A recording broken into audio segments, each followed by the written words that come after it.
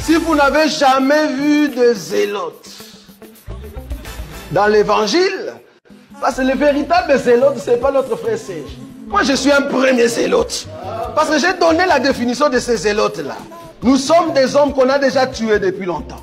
Un cadavre qui marche. Amen. Il y a quelqu'un qui est ici? Quelqu'un est ici? Amen. Ah, je ne vous attends pas. Quelqu'un est ici? Amen. Acclamons le Seigneur Jésus-Christ.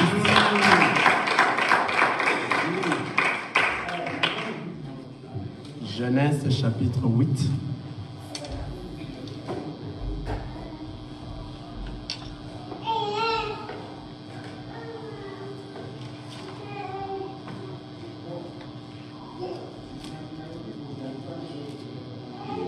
On commence au premier verset. Genèse chapitre 8. Nous continuons sur Jonas. Amen. Qui est l'ombre de notre Seigneur Jésus-Christ. Nous allons continuer encore aujourd'hui. Peut-être nous allons mettre un point virgule aujourd'hui. Amen. Amen. Je demanderai d'être concentré afin que tu suives bien la parole du Seigneur. Alléluia. Amen. Dieu se souvint de Noé, de tous les animaux et de tout le bétail qui était avec lui dans l'arche.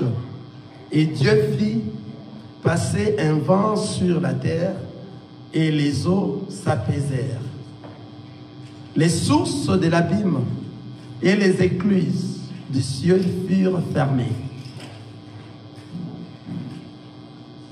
Et la pluie ne tomba plus du ciel. Les eaux se retirent de dessus la terre, s'en allant et s'éloignant, et les eaux diminuèrent au bout de 150 jours. Le 7e mois, le 17e jour du mois, l'arche s'arrêta sur les montagnes d'Arara. Les eaux allèrent en diminuant jusqu'au 10e mois.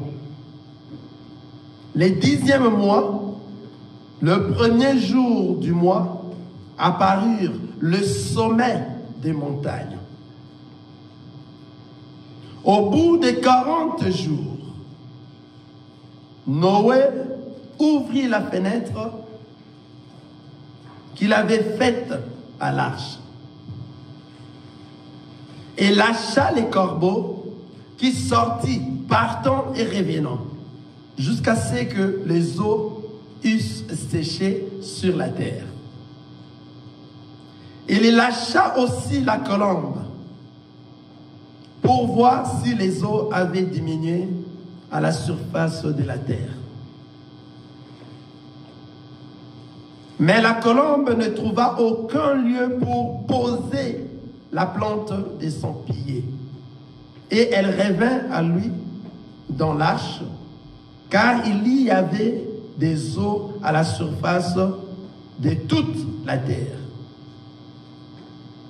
Il avança la main et prit.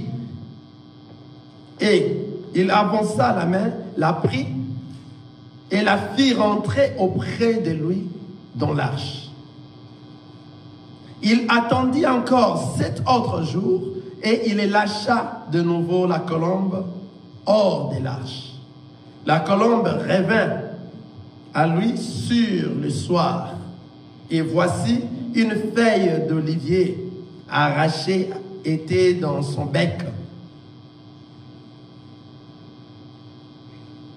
Connu ainsi que les eaux avaient diminué sur la terre. Il entendit encore 7 autres jours. Il lâcha la colombe, mais elle ne revint plus à lui. Amen. Amen. Nous sommes en train de parler sur Jonas. C'est depuis que nous avions commencé, ça fait un bon bout de temps que nous avions commencé l'enseignement sur Jonas. Jonas qui est l'ombre de notre Seigneur Jésus-Christ. On a vu dans Jonas, premier chapitre, et on a vu Jonas, et maintenant nous sommes dans le second chapitre. On a vu le second chapitre et maintenant nous sommes dans le troisième chapitre. Tous ces chapitres nous montrent que réellement Jonas est l'ombre de notre Seigneur Jésus-Christ. Alléluia. Amen. C'est pour cela que nous avions vu des sorties de Jonas. Car Jonas a été envoyé pour aller à Ninive. Amen. Dans le premier chapitre, nous avions vu comment est-ce que le Seigneur a envoyé Jonas pour aller à Ninive. Mais Jonas n'a pas voulu aller à Ninive. Et il a choisi de partir à Tarsis. En voulant aller à Tarsis, dans le navire, il y a eu des troubles de vent qui ont frappé le navire. Et ces troubles de vent ont fait que les gens qui étaient à l'intérieur du navire commençaient à se dire, nous allons mourir. Qu'est-ce qui se passe? Ils ont pris de leurs choses qu'ils avaient avec tous leurs biens qu'ils avaient. Ils ont jeté dans l'eau afin que le navire reste léger et qu'il ne meure pas. Et nous avions expliqué prendre les choses, leurs biens le plus précieux, leurs marchandises, jeter dans l'eau. Cela veut dire que tout enfant de Dieu qui marche avec tous ses biens n'héritera pas le royaume des cieux. Alléluia.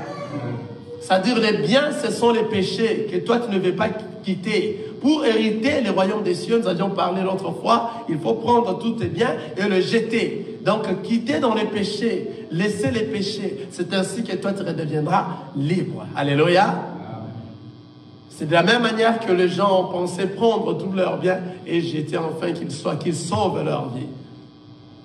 Malheureusement pour eux dans le navire, le vent continuait à fouetter pas mal. Et c'était Jonas qui était venu, qui s'est dit non, c'était lui. Il fallait qu'on puisse le prendre et le jeter dans l'eau. Jonas devait donner sa vie afin que les gens du navire aient la vie sauve. Alléluia. C'est le Seigneur Jésus-Christ qui a voulu donner sa vie afin que toi et moi, nous puissions avoir la vie. Nous voyons cela. C'est ainsi qu'ils ont pris Jonas, ils l'ont jeté dans l'eau. Alléluia. Après avoir jeté Jonas dans l'eau, Jonas était englouti par un grand poisson que le Seigneur lui-même avait envoyé. Amen.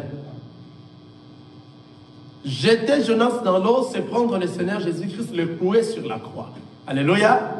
Après le prendre, après avoir cloué le Seigneur Jésus sur la croix, on devait l'enterrer. L'enterrer, c'est Jonas qui s'engloutit dans le gros poisson. C'est ainsi qu'après 3 jours que Jonas a fait dans le gros poisson, c'est la même chose que Jésus-Christ a fait 3 jours, et après 3 jours, Jésus-Christ est ressuscité. C'est de la même manière que Jonas, dans le ventre du poisson, après 3 jours, le poisson a vomi Jonas. Où? Sur la terre. Amen. Nous allons demander à notre frère Mbaki qui va nous relire encore rapidement. Jonas chapitre 3.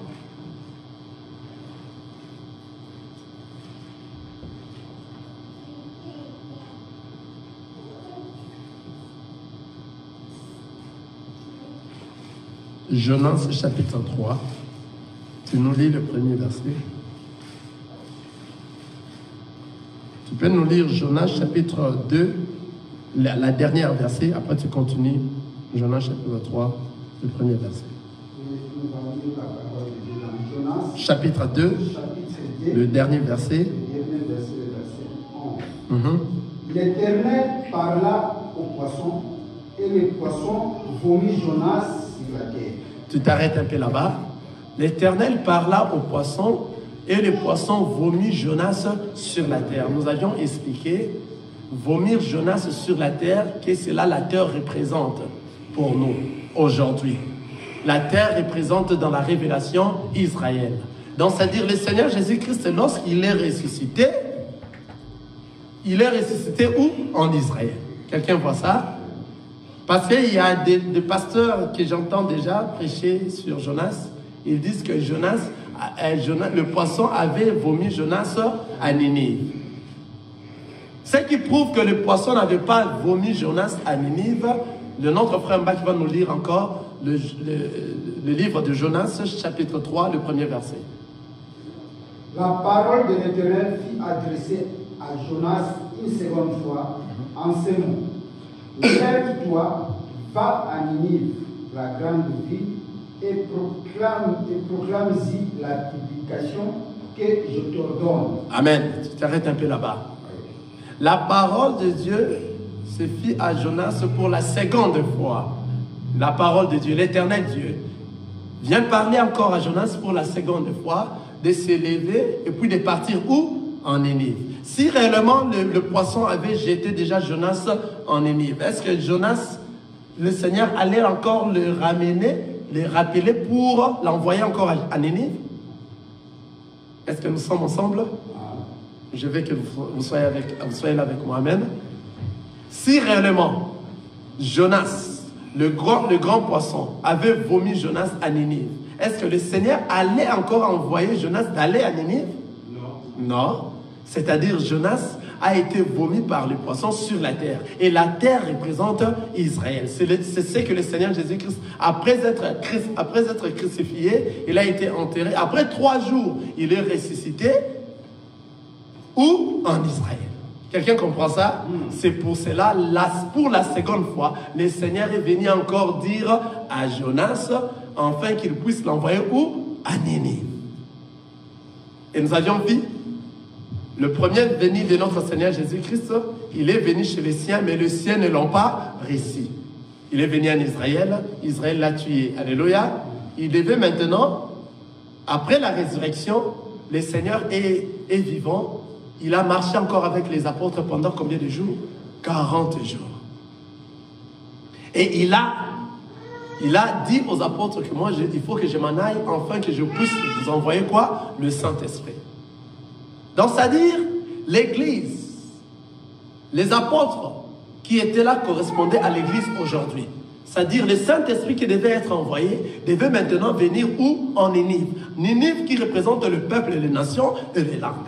Donc, l'Église qui vont recevoir la parole du Seigneur, car il était venu pour la première fois. En venant pour la première fois, Israël ne l'a pas reçu. Israël l'a tué. Il devait venir pour la seconde fois comme étant le Saint-Esprit ou chez les apôtres qui représentent ici, dans la parole de Jonas, Nénive.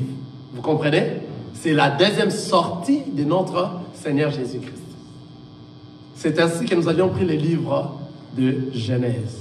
Car nous avions parlé l'autre fois que tout ce qui a été, c'est ce qui s'est fait, c'est ce qui sera. Car la parole de Dieu ne se fait que se répéter. Amen. Nous sommes allés voir cela dans le livre de Genèse. Comment est-ce que le Seigneur Dieu avait demandé à Noé de faire l'arche et il y a eu la pluie qui est tombée après avoir que Noé construise l'arche. Après avoir que la pluie tombe, la pluie a cessé de tomber et le Seigneur avait recommandé à Noé de prendre le corbeau d'abord. Alléluia, d'envoyer les corbeaux. Noé a envoyé les corbeaux. Qu'est-ce que nous dit la Bible? Le corbeau partant et revenant. Amen. Chapitre 7, Genèse chapitre 8, verset 7.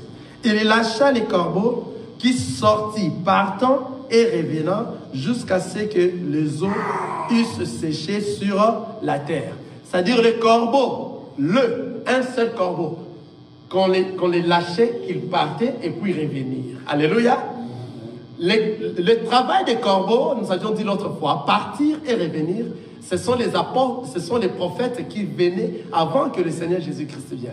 Ils venaient pour prêcher la parole de Dieu. Lorsqu'on écoute leur manière de parler, c'était pas bon, ça plaisait pas. Et on tuait les prophètes et puis les prophètes revenaient. Donc, c'est-à-dire, l'action de tuer les prophètes, c'est le retour chez Noé dans l'arche.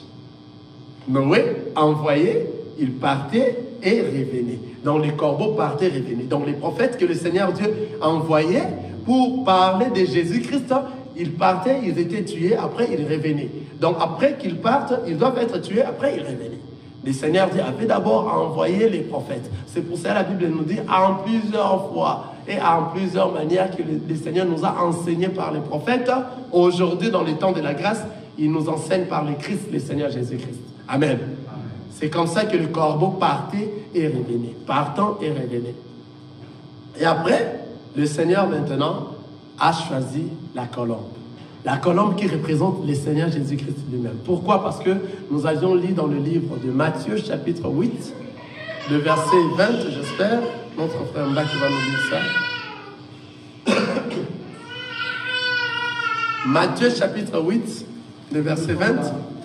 Dans Matthieu chapitre 8, Oui, le verset. ça doit être 20. Oui, nous lisons au nom de Jésus-Christ. Amen. Jésus lui répondit, les renards ont des tanières et les oiseaux du ciel ont des nids, mais le Fils de l'homme n'a pas où reposer sa tête. Jésus lui répondit, les renards ont des tanières, les oiseaux du ciel ont des nids, mais le Fils de l'homme n'a pas où mettre sa tête. C'est la même parole que nous sommes en train de voir lorsqu'on avait lâché la colombe. Après avoir lâché la colombe, nous sommes dans Genèse chapitre 8, le verset 8. Il lâcha aussi la colombe pour voir si les eaux avaient diminué à la surface de la terre. Mais la colombe ne trouva aucun lieu pour poser la patte ou les plans de son pied. Et elle revint à lui dans l'arche, car il y avait des eaux à la surface de toute la terre. Amen. Donc la colombe est partie, ne trouva pas un endroit où poser ses pieds. La colombe est revenue. C'est la même chose, cette parole, que la colombe qu'on est en train de parler ici, c'est le Seigneur Jésus-Christ. Alléluia. Qui a dit qu'il y a le renard qui ont des tanières et puis les oiseaux ont des nids, mais le Fils de l'homme n'a pas trouvé où mettre sa tête. C'est-à-dire Israël a tué le Seigneur Jésus-Christ. Israël n'a pas reçu le Seigneur Jésus-Christ. C'était la première sortie de la colombe. C'était la première sortie, le premier arrivé de notre Seigneur Jésus-Christ. Alléluia. Donc lorsqu'il est arrivé, Israël ne l'a pas reçu. Maintenant, quel est ce peuple qui vont recevoir la colombe? Alléluia. Car il a dit à tous ceux qui l'ont reçu, il leur a donné le pouvoir de devenir enfants de Dieu. Quel est ce peuple-là qui vont recevoir la colombe? C'est le peuple de Ninive. Alléluia. Parce qu'à la seconde fois, la colombe est venue sous forme. Le Seigneur Jésus-Christ est venu sous forme du Saint-Esprit. C'était la seconde sortie de Jonas. Où? À Ninive. Quelqu'un voit ça? C'est de la même manière que comme les apôtres ont constitué l'Église, car l'Église a commencé le jour de la Pentecôte, et les apôtres ont constitué l'Église, c'est nous maintenant les nations. À tous ceux qui l'ont reçu, il leur a donné le pouvoir de devenir enfants de Dieu. Alléluia. C'est ainsi que vous voyez, le Seigneur lâcha la seconde, Noé lâcha la seconde colombe. Il lâcha la colombe pour la seconde fois. Regardez. Mais la colombe ne trouva aucun lieu pour poser la plante de son pied et elle revint à lui dans l'arche, car il y avait des eaux à la surface de toute la terre. Et il avança la main, la prit et la fit rentrer auprès de lui dans l'arche. Ici, nous avions épinglé une chose. Lorsque la colombe était sortie, il n'a pas vu un endroit où mettre ses pieds. Et pourtant, nous avions lu ici qu'il y avait déjà des sommets des montagnes, que de l'eau, il n'y en avait plus dans ces sommets des montagnes. Alléluia. La colombe devait normalement mettre ses pieds dans des sommets des montagnes. Et pourquoi elle n'a pas mis ses pieds dans des sommets des montagnes? L'autre fois, je vous ai dit que c'est un autre enseignement que nous allons revenir pour faire comprendre, pour faire voir au peuple de Dieu, c'est quoi les sommets des montagnes. Alléluia. On va encore revenir. Pourquoi la colombe n'est pas allée mettre ses pieds dans les sommets des montagnes? Alléluia. Dans le verset 10, la parole nous dit, Genèse chapitre 8, le verset 10, il entendit encore 7 autres jours et il lâcha de nouveau la colombe hors de l'arche. C'est la seconde sortie de Jonas. Quelqu'un est avec moi? C'est la seconde sortie de... Il lâcha de nouveau la colombe hors de l'arche. La colombe revint à lui sur le soir. Et voici une feuille d'olivier arrachée était dans son bec. Noé connut ainsi que les eaux avaient diminué sur la terre. Alléluia. Amen. La colombe, cette fois-ci, lorsqu'il est sorti, il est revenu avec une feuille. Je vois des fois, on montre la colombe dans des logos des églises, des réveils souvent. On montre des colombes avec tout un arbre, toute une planche d'arbre avec la feuille. Alléluia. Mais la parole nous dit que la colombe est revenue avec une feuille. Alléluia. Ce n'était pas toute une branche de feuilles, non, non. Une feuille.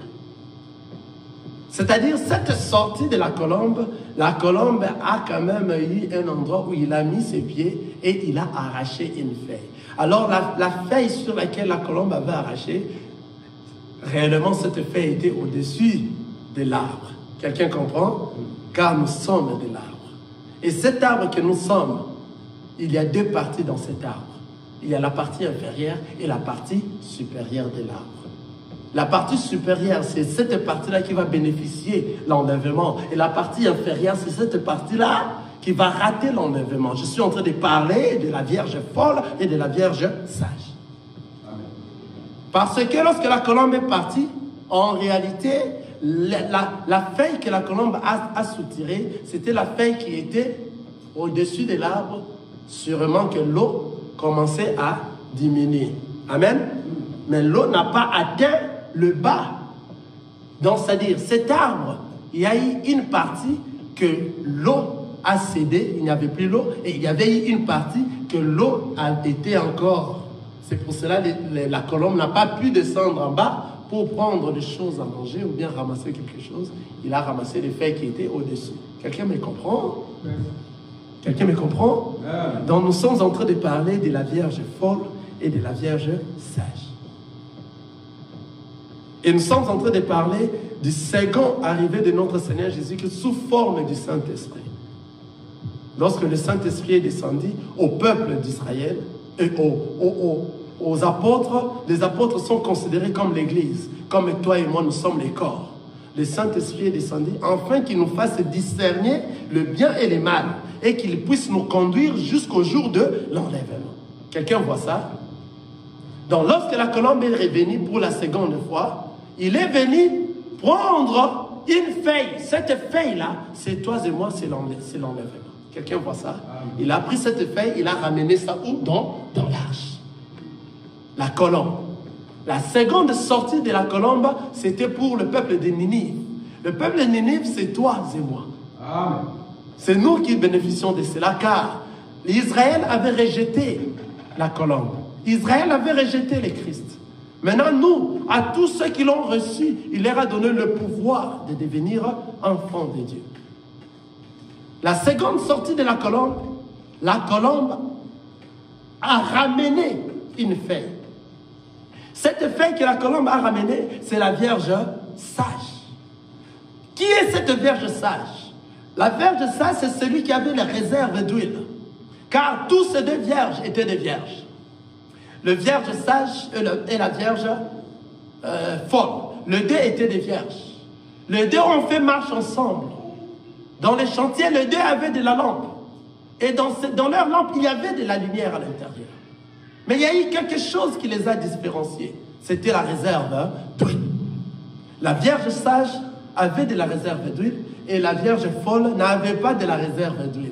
C'est ce qui a fait que la Vierge folle puisse rater l'enlèvement et la Vierge sage puisse entrer lorsque l'époux est arrivé. C'est-à-dire l'époux qui est arrivé, c'est la seconde sortie de Jonas. C'est la seconde sortie de la colombe pour arracher quoi? Une feuille. Alléluia. Cette feuille-là, c'est toi et moi. Alléluia. C'est toi et moi. C'est toi si tu marches à la crainte de la parole du Seigneur. Et si tu mets en pratique cette parole du Seigneur. Si tu es en train de mettre en pratique cette parole du Seigneur, c'est toi que le Saint-Esprit va descendre sur toi. C'est dans toi que tu vas commencer à discerner le bien et le mal. Et tu sauras. Tes yeux seront ouverts à savoir comment chercher le Seigneur. Ou écouter la vraie parole. Afin que je me prépare à retourner à la maison. Alléluia.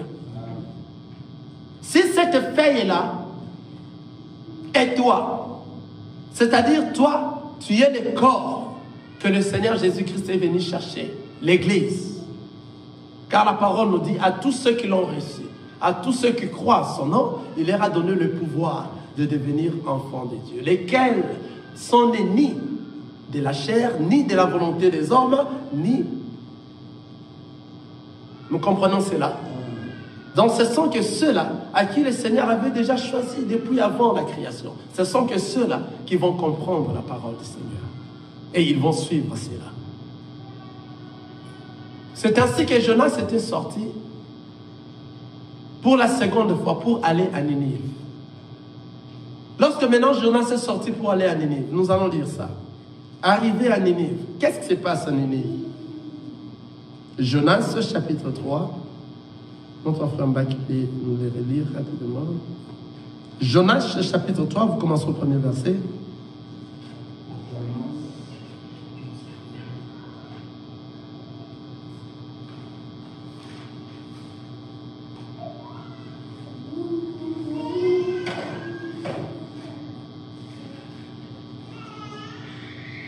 Jonas, chapitre 3, les premiers versets. Nous lisons dans le livre de Jonas, chapitre 3, les premiers versets.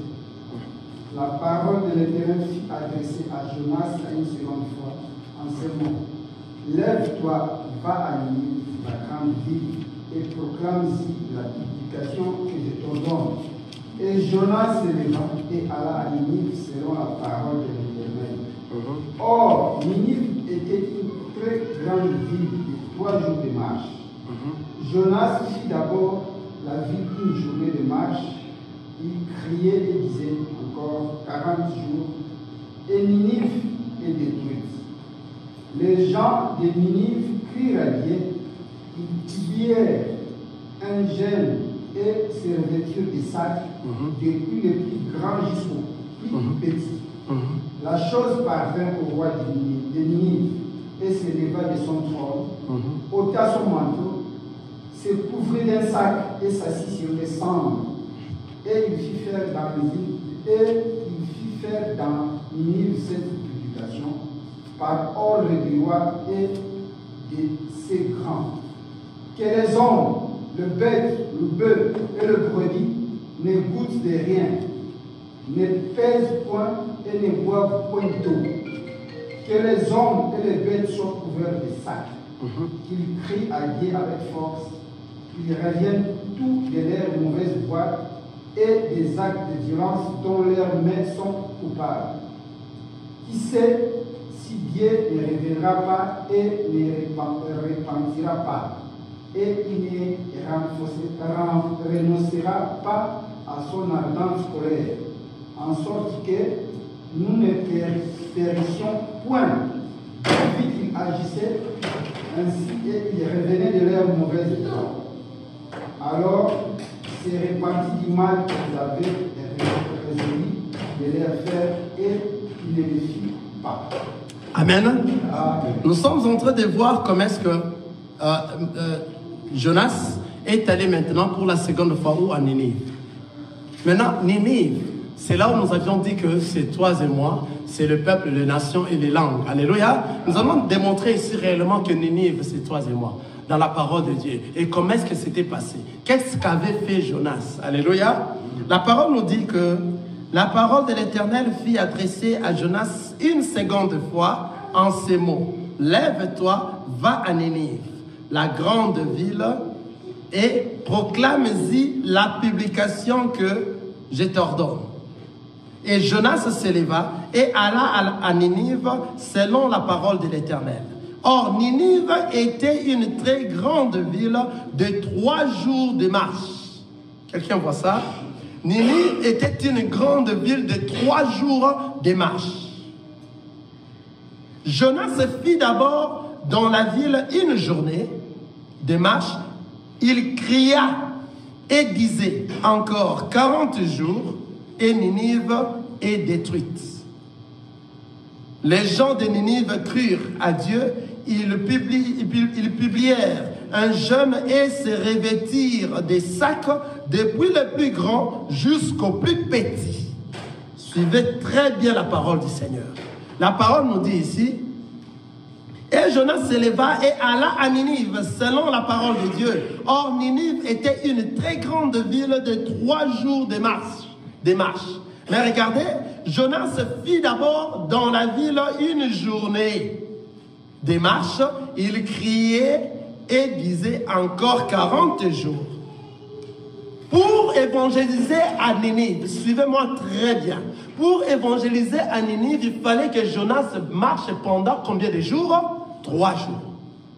Pour totaliser toute Ninive, car Ninive était une grande ville.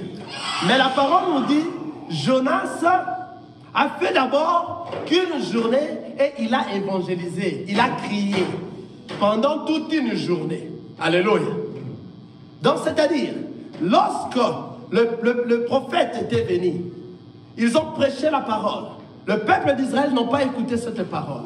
Car les prophètes ont prêché, mais Israël n'a pas écouté. Les prophètes ont prêché 3 jours. Alléluia. Ils ont prêché 3 fois. Dans la loi, dans les prophètes et dans les psaumes. Ils ont prêché 3 fois pour faire attendre la voix du Seigneur. Dans la loi, dans les psaumes et dans les prophètes.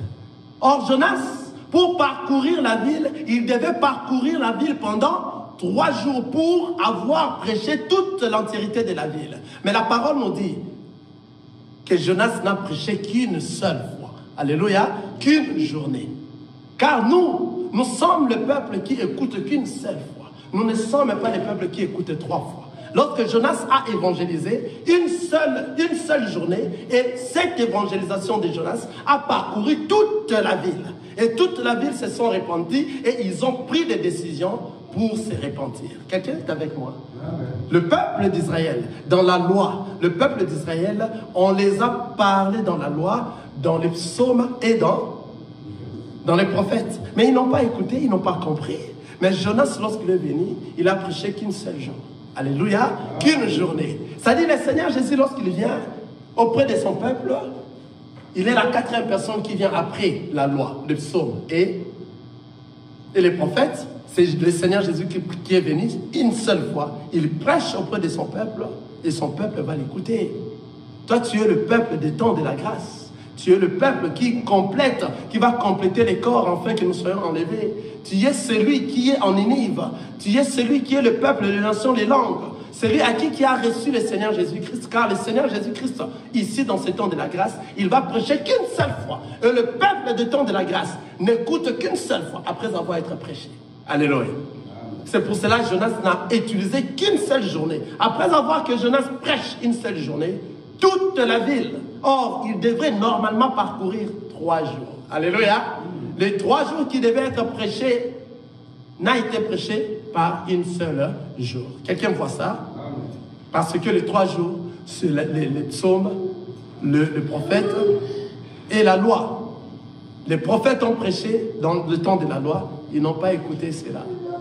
Ils ont prêché 3 jours. Alléluia. Mais les 3 jours que les prophètes ont prêché, Israël n'a pas saisi.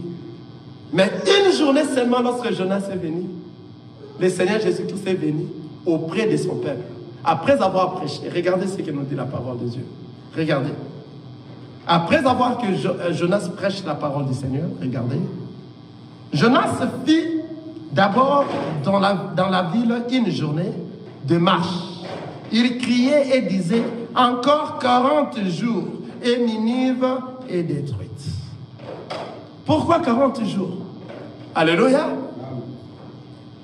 C'est-à-dire le Seigneur est ressuscité, mais il a marché encore avec les apôtres 40 jours. Alléluia. C'est ainsi que Jonas aussi les a dit. Ainsi dit l'Éternel, après 40 jours, Ninive sera détruite. Après la prédication de Jonas, les gens de Ninive crurent à Dieu. Ils publièrent un jeûne et se revêtirent des sacs, depuis le plus grand jusqu'au plus petit. La chose parvint au roi de Ninive. Il s'éleva de son trône, ôta son manteau, se couvrit d'un sac et s'assit sur la cendre. Et il fit faire dans Ninive cette publication par ordre du roi et de ses grands que les hommes et les bêtes, le bœuf et le brebis ne goûtent de rien, ne pèsent point et ne boivent point d'eau. que les hommes et les bêtes soient couverts des sacs, qu'ils crient à Dieu avec force et qu'ils reviennent qu'ils reviennent tous de leur mauvaise voie et des actes de violence dont leurs mains sont coupables. Vous voyez ce que le roi a annoncé pour le peuple de Ninive, afin qu'ils aient miséricorde de notre Seigneur Jésus-Christ. En fait, c'est ce que le Seigneur Dieu est en train de nous annoncer maintenant. C'est-à-dire la prédication de Jonas, c'est ce qui se passe actuellement, alléluia, dans les temps de la grâce. Qui sont ceux-là qui vont écouter la prédication de Jonas? Ne sont que ceux qui sont venus du ciel. Ce sont que les enfants de Dieu qui écouteront une seule fois que Jonas va prêcher. Tu vas écouter. Comment est-ce qu'après avoir écouté, qu'est-ce que tu dois laisser? Alléluia. La parole nous dit que les hommes et les bêtes soient couverts de sacs, qu'ils crient à Dieu avec force. Tu dois crier à Dieu avec force. Crier à Dieu avec force, c'est-à-dire, Seigneur, écoute-moi. Reconnaître que tu es un pécheur, que tu t'es égaré, alléluia. Que tu as marché ta vie comme le monde, que tu n'étais pas réellement un enfant de Dieu dans la vérité. Tel que nous sommes là, on fait semblant, on fait apparence d'être un enfant de Dieu. Lorsque nous sommes avec les autres, les enfants de Dieu, nous sommes des enfants de Dieu. Je t'ai dit, mon frère et ma soeur, jusqu'à présent, si tu te dis enfant de Dieu, mais tu t'assembles encore avec les méchants, tu ne l'es pas. Car ils vont t'entraîner. Ils vont t'entraîner afin que tu répares. Alléluia.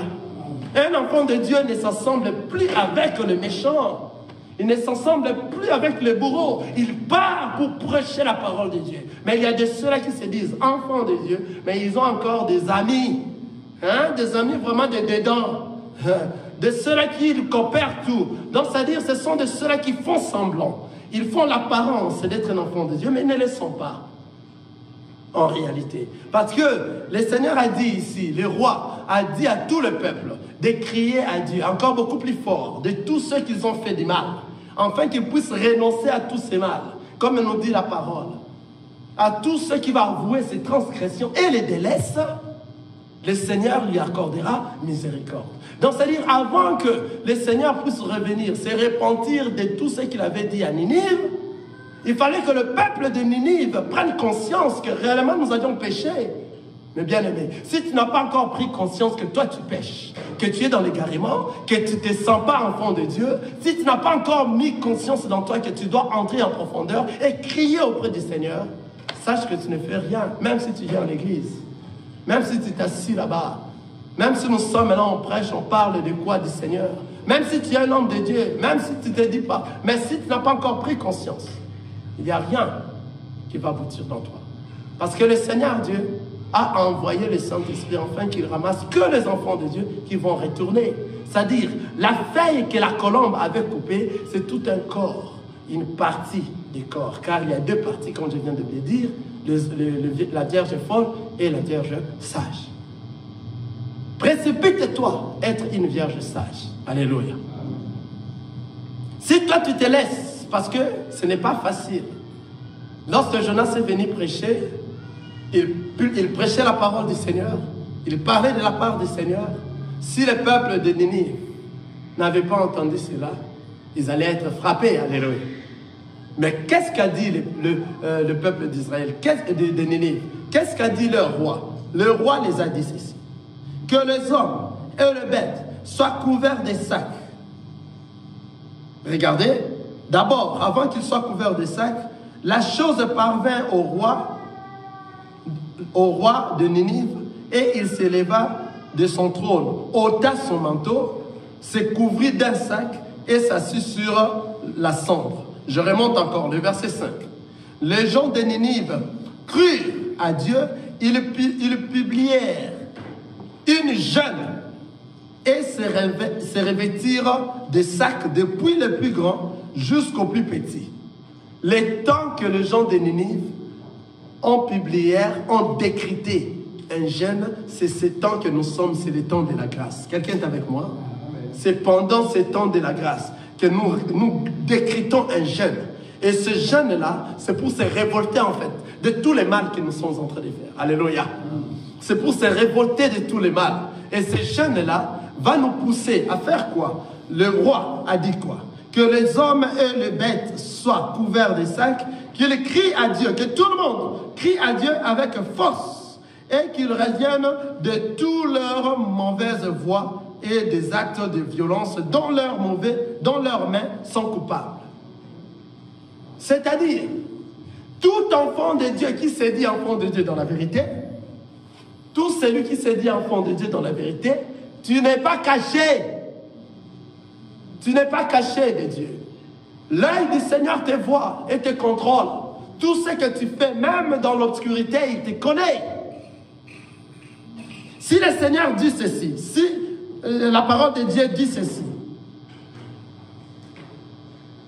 qu'ils reviennent de toutes leurs mauvaises voies et des actes de violence dont leurs mains sont coupables. Cela veut dire que tout celui à qui le Seigneur a besoin qu'il soit avec lui dans l'éternité doit revenir dans tous les actes, dans tous les péchés, dans tout ce qu'il faisait du mal, afin que le Seigneur puisse le récupérer et qu'il puisse habiter avec lui dans l'éternité.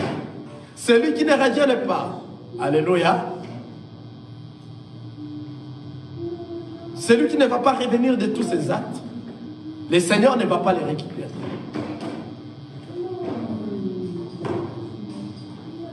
Alléluia. Amen.